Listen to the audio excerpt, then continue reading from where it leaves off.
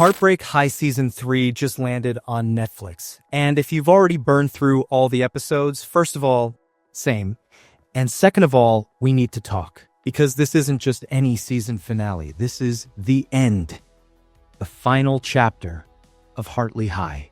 No Season 4, no continuation, just one last, messy, emotional goodbye to a group of characters that somehow found a way to feel completely real. And the ending?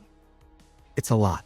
There's a mystery that finally gets solved, relationships that reach their conclusion, and a send-off for every single main character that's worth breaking down properly. So that's exactly what we're doing today. Full spoilers from here.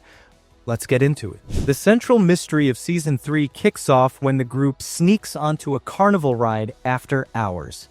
Classic Heartbreak High decision-making, honestly, but things go wrong fast. An employee shows up and catches them. And then someone turns the ride on, the worker gets hit, falls, and ends up in a coma. Nobody owns up to it. The whole group is under suspicion. And for most of the season, that question hangs over everything. Who did it and why? The answer is Sasha. Now here's what makes this reveal actually land. It wasn't calculated. It wasn't malicious.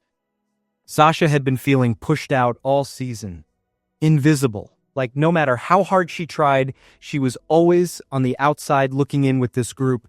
And in that one moment at the carnival, something inside her just broke.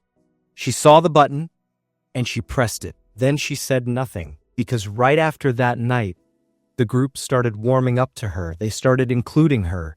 And suddenly, she had real friendships, real belonging for the first time. Coming clean meant losing all of it. Eventually, the guilt wins.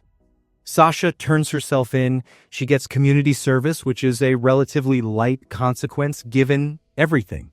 But here's the twist that saves everyone else. Security footage from the group's schoolie's trip surfaces and completely clears the rest of them. All charges dropped, expulsions reversed, and just like that, they're back at Heartbreak High in time to sit their final exams. Only this show could make expulsion reversals feel like a dramatic climax, and somehow it works. Now let's get to what everyone actually came for. Season 3 opens with Amerie in a new relationship. His name is Noah, and on paper, he is genuinely great. He's from a rival school, he's emotionally stable, he's supportive, he doesn't bring drama. He is exactly the kind of person you date when you're trying to move on and make healthier choices. But then Malakai comes back to town, and it's not just his return that stirs everything up, it's what comes with it.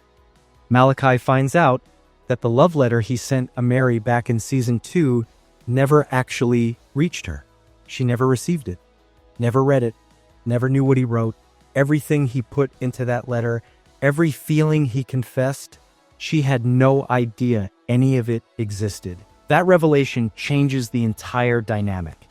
Because from Amerie's perspective, Malakai just left without saying enough. But from his perspective, he said everything, she just never got it. Neither of them had the full picture. So old feelings come back, and this time they come back harder because now there's context. Now there's an explanation for a wound that never fully healed. Amerie spends the season genuinely torn.